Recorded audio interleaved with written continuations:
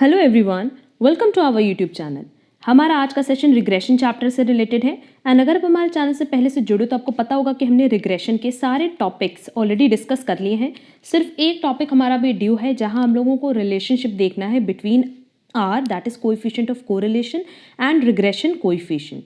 इनके बीच का रिलेशन प्लस किस तरीके से आप ग्राफ बनाओगे उस टॉपिक पे भी मेरा डिस्कशन बाकी है एंड बाकी रिमेनिंग जितने भी पोर्शन है सब पे हमने डिटेल डिस्कशन किया है विद एग्जाम्पल्स। मेरी तरफ से ये गारंटी कि अगर आप मेरा सारा क्लासेस कवर कर रहे हो रिलेटेड टू रिग्रेशन तो आपको किसी भी एमसीक्यूज में कोई प्रॉब्लम नहीं होने वाली, चाहे वो थ्योरी बेस्ड हो चाहे वो न्यूमेरिकल बेस्ड। तो आज हम लोग डिस्कस करेंगे set A then set B then set C and additional questions में भी जितने क्वेश्चंस रिलेटेड टू रिग्रेशन है उस पर हम डिस्कशन आज करेंगे।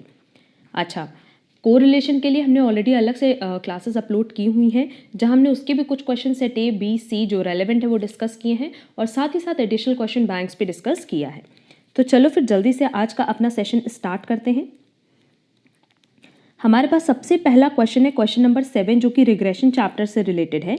Regression analysis is concern with, अब देखो रिग्रेशन पे हमने ऑलरेडी डिस्कस किया हुआ है। वहाँ हमने बताया है कि दो वेरिएबल्स जैसे एक्स और वाई है तो इन दोनों में से एक डिपेंडेंट होगा तो एक इंडिपेंडेंट होगा और वाइस वर्सा एंड दूसरा इनके बीच का जो मैथमेटिकल रिलेशन है वो बताता है रिग्रेशन। जबकि कोरिलेशन में हमने ये बताया था ना कि किस एक्सटेंट तक ये दोनों रिलेटेड है, आइदर पॉजिटिव नेगेटिव +1 -1, सिर्फ इसी लेवल तक आप जज कर सकते हो रिलेशन को। तो ऑप्शन देख लेते हैं। Establishing a mathematical relationship between two variables, yes. Measuring the extent of association between two variables, ये तो कोरिलेशन का काम है। Predicting the value of the dependent variable for a given value of the independent variable, ये भी अभी हमने regression analysis में बताया है कि एक वेरिएबल की वैल्यू दी रहेगी और उसके बेसिस पे आप दूसरे वेरिएबल की वैल्यू कैलकुलेट कर सकते हो। तो ऑप्शन ए भी सही है, सी भी सही है, करेक्ट आंसर होगा डी। नेक्स्ट क्वेश्चन है क्वेश्चन नंबर 32। लिखा है if there are two variables X and Y then the number of regression equations could be. अब रिग्रेशन इक्वेशन कितना हो सकता है, चाहे तो एक एक्स ऑन वाई हो सकता है चाहे वाई ऑन एक्स हो सकता है और तो कुछ होगा नहीं। तो नंबर ऑफ रिग्रेशन इक्वेशन कितने हो सकते हैं, दो ही इक्वेशन बन सकते हैं। करेक्ट आंसर होगा B 2। Next, since blood pressure of a person depends on age, मान लेते हैं ब्लड प्रेशर एक्स है और एज ये क्या है Y, we need consider X on Y हम लोगों को कैलकुलेट करना होगा। तो रिग्रेशन इक्वेशन क्या होगा, blood pressure on age, age on blood pressure, but obvious correct answer A होगा क्योंकि ये किसको डिनोट कर रहा है, एक्स ऑन वाई को। Next, the method applied for deriving the regression equation is known as least square, concurrent deviation, product moment, normal equation। सबसे पहले अगर हम लोग concurrent deviation और product moment मेथड की बात करें तो ये दोनों मेथड तो हमने रिग्रेशन एनालिसिस में नहीं पढ़ा है बल्कि कोएफिशिएंट ऑफ कोरिलेशन में पढ़ा है, दैट इज कोरिलेशन कोएफिशिएंट में पढ़ा है। बट अगर नॉर्मल इक्वेशन की बात करें और लीस्ट स्क्वायर की बात करें तो ये दोनों ही रिग्रेशन इक्वेशन के लिए है बट लीस्ट स्क्वायर का ही पार्ट है नॉर्मल इक्वेशन। तो करेक्ट आंसर होगा ए।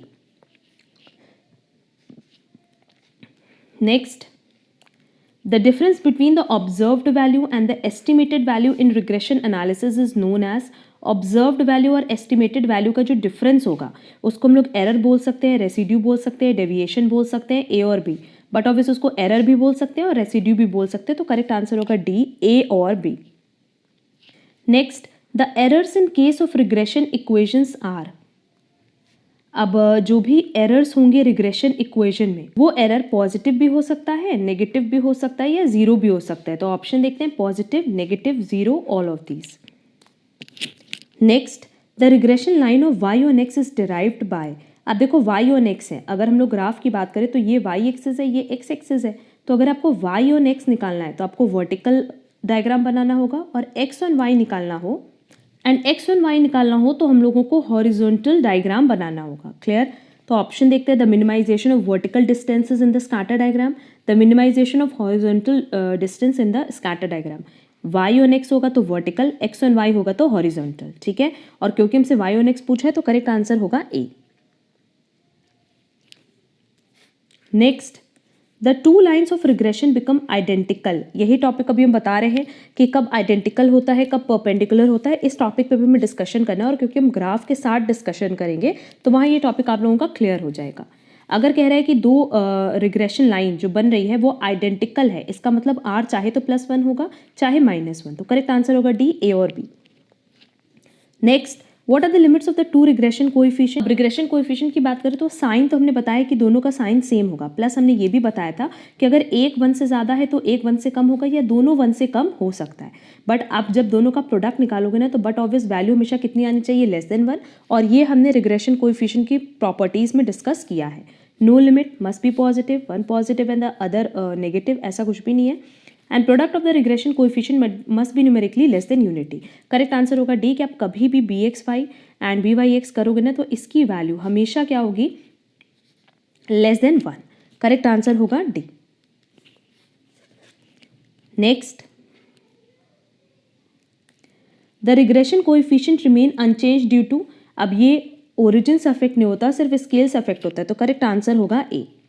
If the coefficient of correlation between two variable is -0.9, then the coefficient of determination is, हमने बताया coefficient of determination क्या होता है, आर स्क्वायर होता है, तो -0.9 का स्क्वायर हो जाएगा, क्योंकि आर किसको डिनोट कर रहा है, -0.9 को, और coefficient of determination क्या होता है, इसका स्क्वायर, तो करेक्ट आंसर क्या होगा, बी 0.81।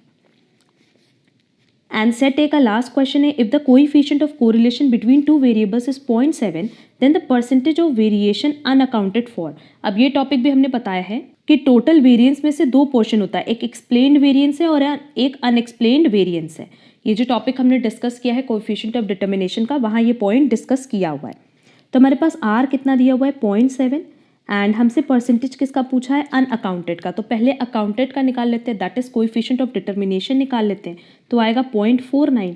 एंड जब आप इसको, ये बेसिकली एक्सप्लेन्ड वेरिएंस है, अब अनएक्सप्लेन्ड वेरिएंस निकालेंगे या हम कह सकते हैं अनअकाउंटेड निकालेंगे, that is coefficient of non determination, तो ये होगा 1 minus R square, that is 1 minus 0.49।